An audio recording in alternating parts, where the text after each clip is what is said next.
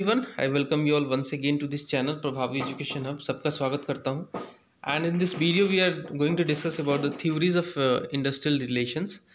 चार थ्योरीज हम लोग इस वीडियो में बात करेंगे। इससे पहले कि स्टार्ट करूं, मैं बताना चाहता हूं कि ईपीएफओ का एग्ज़ाम काफ़ी क्लोज आ चुका है, तो अभी मैं भी काफ़ी जल्दी वीडियोस डालूंगा ताकि जो इंडस्ट्रियल रिलेशन और लेबर लॉ एंड जो एक्स्ट्रा टॉपिक्स हैं इस पर्टिकुलर एग्ज़ाम में, उनको जल्दी से जल्दी हम लोग कवर कर लें। साथ ही ये भी बताना चाहता हूँ कि इंडियन इकॉनमी और इंडियन पॉलिटी और इंडियाज स्ट्रगल फॉर इंडिपेंडेंस, जो ये तीन टॉपिक्स हैं जो कि आपका जीएस का पार्ट बनता है, इसके अलावा और कुछ ईपीएफओ में आता नहीं है। इसका तीनों का प्लेलिस्ट मैंने बना दिया है।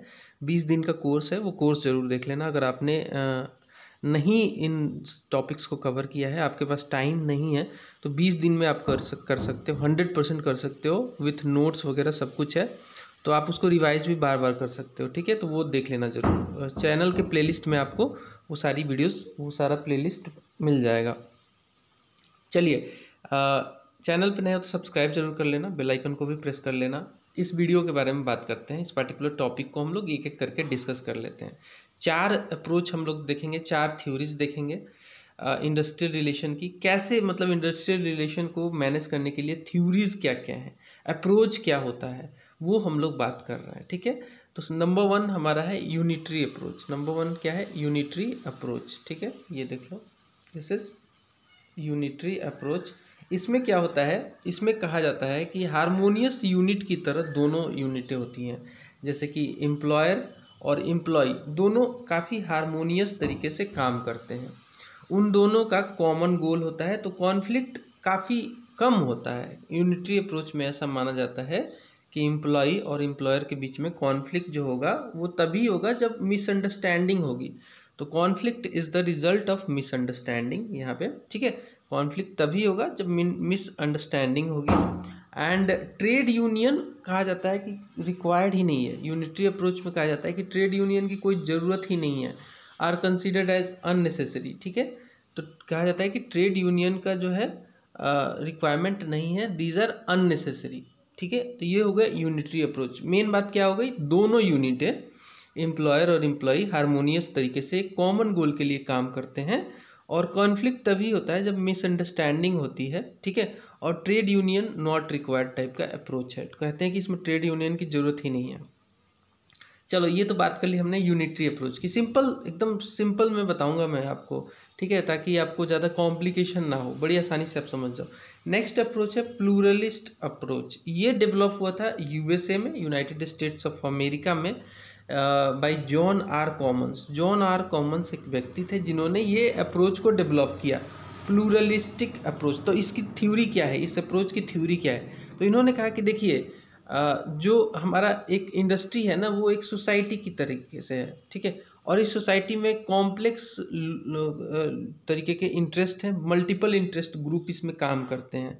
बोला कि हमारा जो इंडस्ट्री है वो एक सोसाइटी की तरीके से है, उसमें कॉम्प्लेक्स मल्टी इंटरेस्ट वाले लोग काम करते हैं। ठीक है, इनका अलग अलग इंटरेस्ट होता है। जैसे कि एग्जांपल के तौर पे अगर मैं कहूँ कि मालिक, ऑनर, अगर ऑनर की बात करूँ, जो कंपनी का ऑनर है या फिर इंडस्ट्री का ऑनर है, उसका इंटरेस्ट क्या होगा? प्रॉफिट कमाना। जो लेबर है उसका इंटरेस्ट क्या होगा? मैक्सिमम उसको सैलरी बढ़ जाए, उसको सुविधाएं मिल जाए, ये सब इंटरेस्ट होता है। ठीक है, तो डिफरेंट इंटरेस्ट ग्रुप्स हैं, तो इनका इंटरेस्ट अलग है। इससे क्या होता है? कहीं ना कहीं कॉन्फ्लिक्ट पैदा होता है। और इसमें कहा गया कि कॉन्फ्लिक्ट जो है इनइविटेबल है, कॉन्फ्लिक्ट होगा ही होगा, कॉन्फ्लिक्ट को नहीं हटाया जा सकता है। यूनिटी अप्रोच में बोला गया कि कॉन्फ्लिक्ट तभी होता है जब मिसअंडरस्टैंडिंग होती है, और मतलब जनरली कॉन्फ्लिक्ट ज़्यादा होता नहीं है। लेकिन प्लूरलिस्ट अप्रोच में कहा गया है कि कॉन्फ्लिक्ट होगा ही होगा। ठीक है, एंड इस कॉन्फ्लिक्ट को ठीक करने का तरीका क्या है? Collective bargaining. बोला कि जब भी कॉन्फ्लिक्ट होगा तो उसमें कॉम्प्रोमाइज़ किया जाएगा through collective bargaining. Collective bargaining एक प्रोसेस है जिसके थ्रू नेगोशिएशन होता है। ठीक है, आपस में दोनों पार्टी बैठ के बात करती है और नेगोशिएट करती है, प्रॉब्लम का सोल्यूशन निकालती है। ठीक है, इसके अलावा इसमें कहा जाता है कि ट्रेड यूनियन का प्रेजेंस होना बहुत ज़रूरी है, बहुत ज़रूरी है कि ट्रेड यूनियन रहे। तो इस अप्रोच में ट्रेड यूनियन का प्रेजेंस का इम्पोर्टेंस के बारे में बताया गया है। एक और व्यक्ति हैं जिन्होंने इस पर्टिकुलर थ्योरी के बारे में कहा कि प्लूरल सोसाइटी कहीं ना कहीं होने की वजह से एक तरीके का इक्विलिब्रियम होना चाहिए, एक तरीके का सामंजस्य होना चाहिए इस सोसाइटी में। अगर उस सामंजस्य को नहीं बनाया गया तो काफ़ी मुश्किल हो जाएगा इंडस्ट्रियल रिलेशन को बनाए रखने में। ठीक है, आर्थर रोज इनका नाम है। तो ये आपको प्लूरलिस्ट अप्रोच समझ में आया। अब हम बात करेंगे क्लासिकल अप्रोच, जिसको मार्क्सिस्ट मॉडल भी कहते हैं, बिकॉज कार्ल मार्क्स ने इसको डेवलप किया था, या फिर इसको रेडिकल अप्रोच भी कहते हैं। तो ऑब्वियस सी बात है, क्लासिकल अप्रोच को किसने डेवलप किया था? कार्ल मार्क्स ने।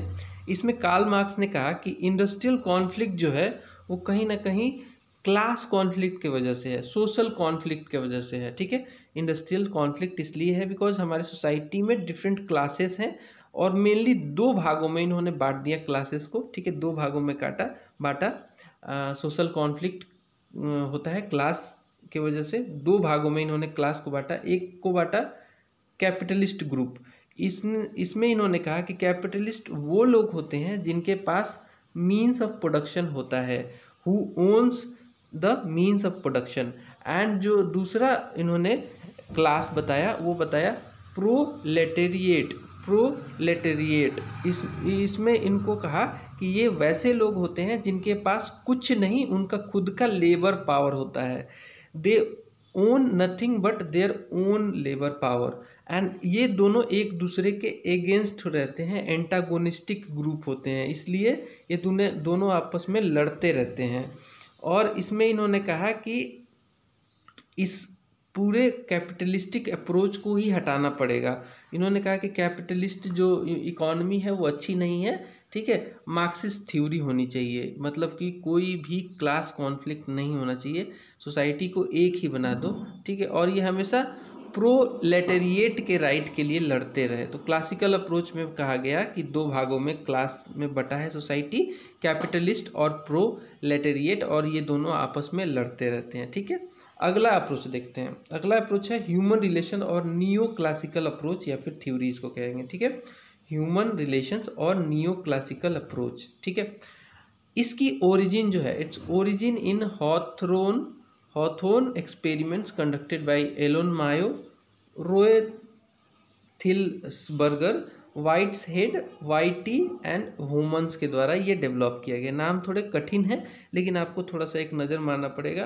ह्यूमन रिलेशंस और नियो क्लासिकल अप्रोच। ठीक है, इसमें क्या है, इसमें मेन मुद्दे की बात क्या है, ये क्यों फेमस है ये अप्रोच, किस बेसिस पे, क्या थ्योरी है इसकी। ठीक है, तो इसमें कहा कि कॉन्फ्लिक्ट जो है ना, इंडस्ट्री के एम्प्लॉयर और एम्प्लॉय के बीच में जो कॉन्फ्लिक्ट है वो कहीं ना कहीं एक एब्रेशन की वजह से है। वो एब्रेशन जो है वो इसलिए होता है क्योंकि कई बार जो कंपनी के मालिक होते हैं, जो एम्प्लॉयर होते हैं, वो वर्कर को आइसोलेट कर देते हैं इंडिविजुअल को, उसके राइट्स को छीन लिया जाता है, उसके control over his own environment is कहीं ना कहीं डिप्राइव कर दिया जाता है इस चीज़ को।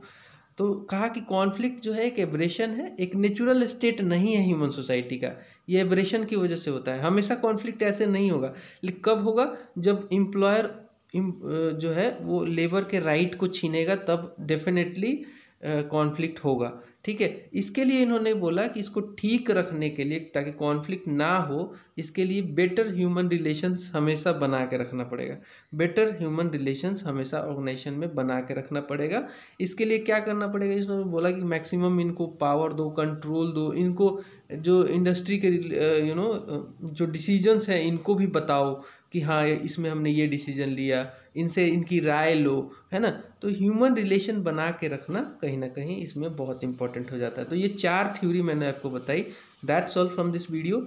अगली 2-3 थ्योरी और हैं, उनको भी मैं अगले वीडियो में एक्सप्लेन कर दूंगा, जैसे गांधीयन ट्रस्टीशिप वगैरह। अगली कुछ थ्योरीज हैं मैं आपको बताऊंगा। मिलते हैं अगले वीडियो में, तब तक के लिए नमस्कार।